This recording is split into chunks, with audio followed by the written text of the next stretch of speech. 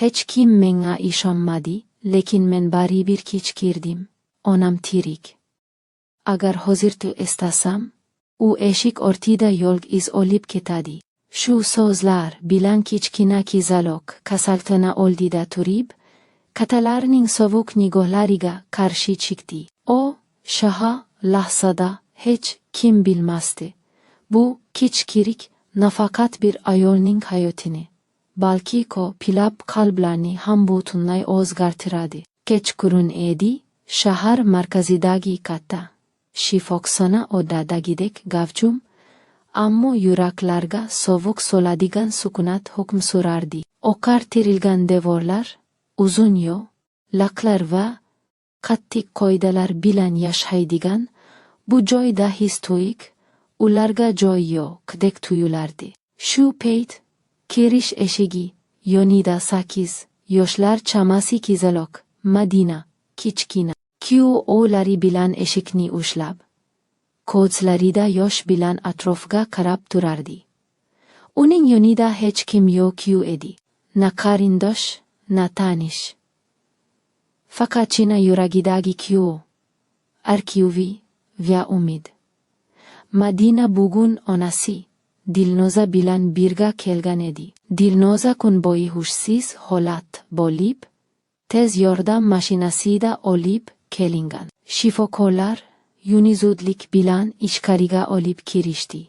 Madinani esa tashqarida qoldirishdi. Kut kizim deyishdi. Keyin aytamiz.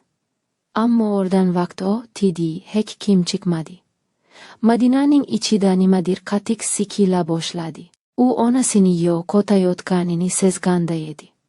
Eshik yonida 2 nafar kuyov rikchi turardi. Ular qoidalarni bilardi, his-tuyg'ularni emas. Madina har safar ichkariga kirishga urinib ko'rganida, kuyov rikchilardan biri kuyovligini ko'tarib bo'lmaydi derdi. Qizaloqning ko'z yoshlari ularni qiziqtirmasdi.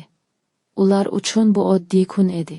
Shu payt shifoxona hovlisidagi Alatishovkin bilan bir guruh mototsikllar kirib keldi.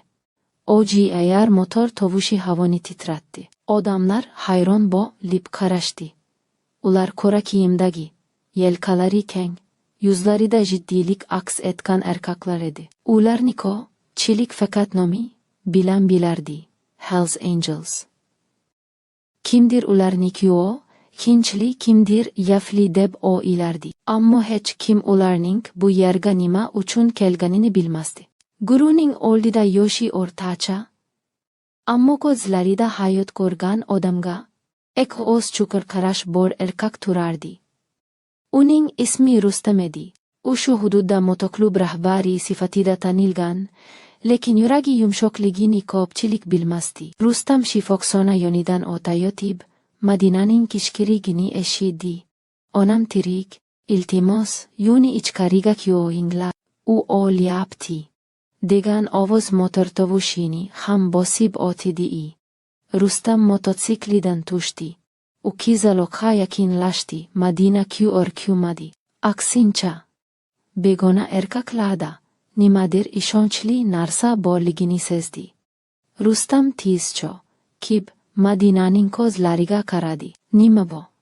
Ildi, kizim, dedi past ovozda.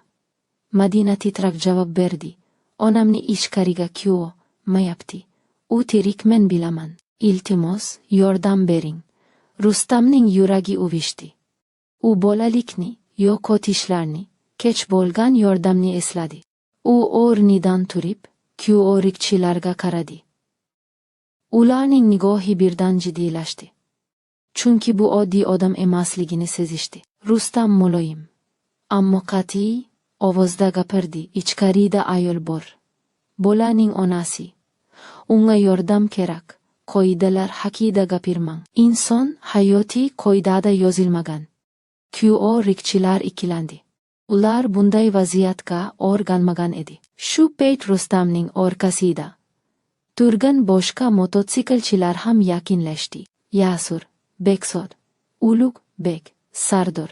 Barchasi jim, ammo qat'iy turardi. Bu sukunat kuyovlikchilarga mingta so'zdan kuchliroq ta'sir qildi. Oksiri eshik ochildi. Shifokorlardan biri chiqdi. Uning ismi Kamola edi. U hamma shovkini ko'rib, vaziyatni tushundi.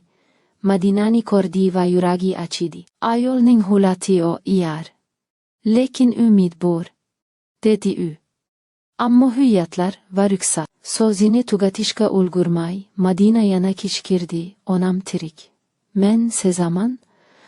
Kamola bir zum to'kistadi. Keyin chuqur nafas olib, yaxshi olib kiringlar, dedi. O'sha daqiqada vaqt go'yo ekstab qolgandek bo'ldii. Dilnozani operatsiya solasiga olib kirishdi.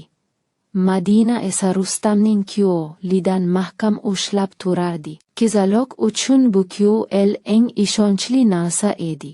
Rustam unga SUV olib bordi. Gapirdi, chalq etdi. Soatlar o'tdi.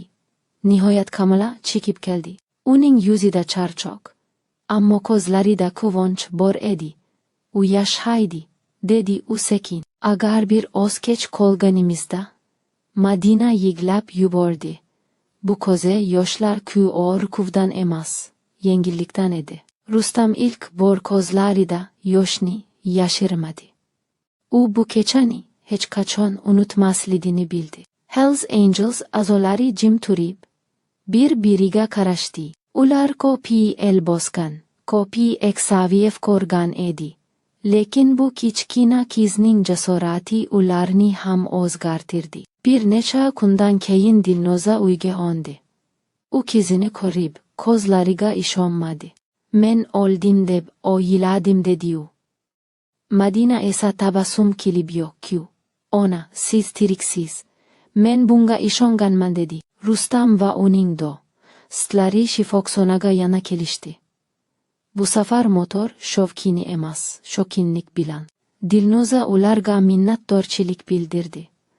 Rustam esa boshini chayqab, biz emas, dedi. Bu qiz qutqardi. Shu kundan keyin shifoxona xodimlari Madinani eslab yurishdi.